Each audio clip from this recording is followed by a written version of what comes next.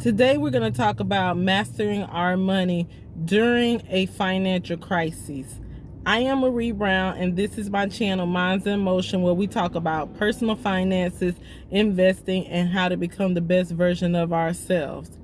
A financial crisis can be anything from us losing our job, or maybe our spouse who is the main income source, or the person who takes care of all of the finances in our household losing their job, or even someone dying or getting sick to the point where we lose income. Or it could be something like all of us are experiencing right now with this pandemic and a possible recession here in the future. When we're facing a financial crisis, either we're going to be prepared and ready for what's to come, or we're going to realize how we need to get prepared and how we need to get ourselves in a better situation financially. And that's why I want to talk about how we can master our money today. I'm sure that many of you have heard of an emergency fund. An emergency fund is just what it sounds like. It is where you have a set aside amount of money in case of an emergency. And an emergency can be anything from just like what we're going through now, this pandemic. It could be from you losing your job, or just some huge unexpected expense coming up that you just not were prepared for. So when creating an emergency fund, the first thing that I like to start out with is, number one, starting with having at least $1,000 in a high interest savings account. If you don't have a high interest savings account, one that I use and recommend is Discover Bank. They pay you an interest of about 1.4% on your money that you have in that savings account, which is better than what you're going to get at your average brick and mortar bank, because with an online bank, they don't have the expenses of paying for a location and tellers and things of that nature. So they're able to put that money back into paying their customers for having their money at their banks. So I recommend Discover Bank as a place for you to store your emergency fund. Now, once you have an emergency fund of $1,000, the next thing that I would suggest is that you increase your emergency fund to at least $2,000. If you don't have an emergency fund of at least $1,000 or $2,000, in my opinion, you should not be eating out. You should not have any type of subscriptions to Netflix or Hulu, or just anything that is not important or anything that is not a necessity. In my opinion, those things can wait until you have your emergency fund built up to at least $1,000. And once you've built your emergency fund to $1,000, then you want to hurry up as fast as you can and get that emergency fund up to $2,000. The next step is to have at least 3 months of expenses in the emergency fund.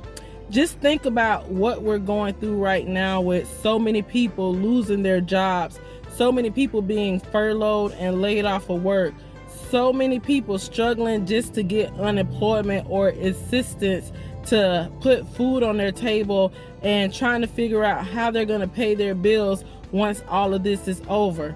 If those people had an emergency fund of at least 3 months of expenses, that would make this whole situation a whole lot easier to deal with, and it would be less stress on those that are waiting for assistance or trying to figure out what they're going to do once this situation is over.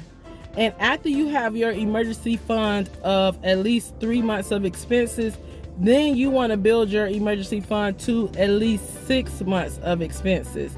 And again, what this does is it alleviates the stress of you trying to figure out how you're going to pay your rent or mortgage, how you're going to pay your utility bills, how you're going to put food on the table to feed your family.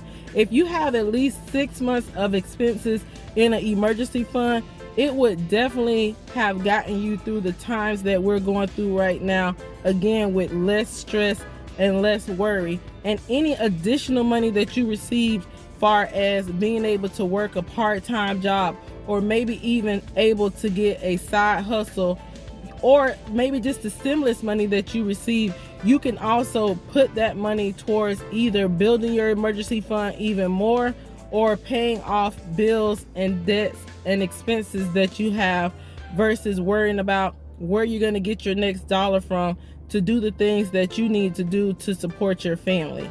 Now, in my opinion, once you have at least 6 months of expenses in an emergency fund in your high interest savings account, at that point, any excess money, I would suggest that you begin to invest.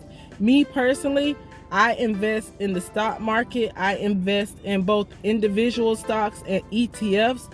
If you guys are interested in investing, you've had your emergency fund build up to the point where you have at least 6 months of expenses in a high interest savings account, then I would refer you to use Webull. And if you use my link in the description below, both you and me will get 2 free stocks.